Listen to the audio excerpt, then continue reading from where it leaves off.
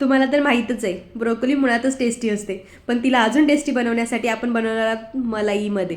हो, मलाई ब्रोकोली एवढी सुपर टेस्टी डिश होते ना. आणि ही मास्टर शेफमध्ये पण बनवलेली आहे. ही नक्की ट्राय करा, एवढी भारी लागते. लास्ट टाइम मी गोव्याला गेलेली तिथं मी ह्या स्टार्टरमध्ये खाल्लेलं, एवढी भारी वाटली. म्हटलं चला ही रेसिपी ट्राय तर केलीच पाहिजे, म्हणून मी ही रेसिपी ट्राय केली आणि तुमच्यासाठी घेऊन आलेली आहे. काही नाही, सोप्पा आहे हो. फक्त मोठी मोठी ब्रोकोली कट करून घ्यायची, गरम पाण्यामध्ये मीठ टाकायचं आणि 5 ते 7 मिनिटं उकळून घ्यायची. उकळून झाल्यानंतर ना तिला थंड पाण्यामध्ये टाकायचं, कारण तिची कुकिंग प्रोसेस आपल्याला तिथं स्टॉप करायची आहे.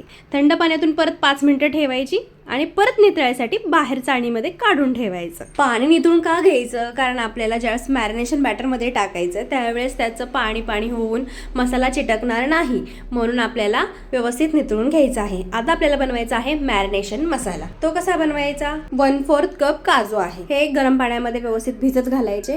काजू भिजतायत तोपर्यंत आपल्याला हंकट बनवून घ्यायचं आहे.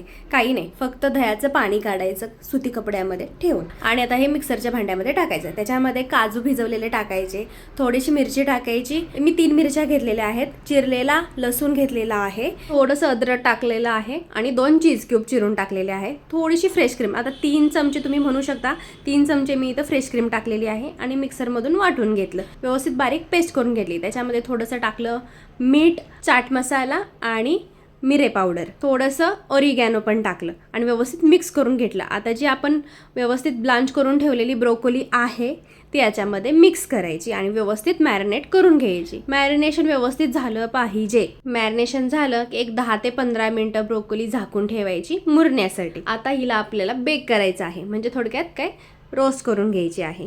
कढईमध्ये करू शकता, एअर फ्रायरमध्ये करू शकता, OTGमध्ये करू शकता, ओव्हनमध्ये करू शकता. मी इथं OTGमध्ये केलेलं आहे. बेकिंग ट्रेमध्ये मी बटर पेपर टाकला आणि त्याच्यामध्ये एक पीस ठेवला आणि 180 डिग्रीला मी फक्त 10 मिनिटं बेक केलेला आहे. व्यवस्थित ब्रोकोली शिजून निघते, जास्त शिजवायची नाही आहे आपल्याला, फक्त त्याचं जे मॅरिनेशन आहे ते थोडंसं क्रिस्पी करायचं आहे. खूप छान टेस्ट येते, नक्की करून बघा, एवढी सुपर टेस्टी झालेली. आता जी राहिलेली मॅरिनेटेड ब्रोकोली आहे ती पण सेम याच्यामध्ये टाकायची आणि व्यवस्थित बेक करून घ्यायचं. आणि जर राहिलेला आपलं बॅटर आहे त्याचं आपल्याला बनवायचे आहे ग्रीन चटणी. त्यासाठी इथं मी घेतलेला आहे पुदिना, कोथिंबीर, लसूण, अद्रक आणि जे राहिलेलं मॅरिनेशन बॅटर आहे ते टाकलं. त्यातच टाकलं 4 मिरच्या आणि थोडंसं मीठ. आता याची व्यवस्थित बारीक अशी पेस्ट करून घे आणि मग सर्व करायचं. ग्रीन चटणी विथ मलाई ब्रोकोली रेडी आहे.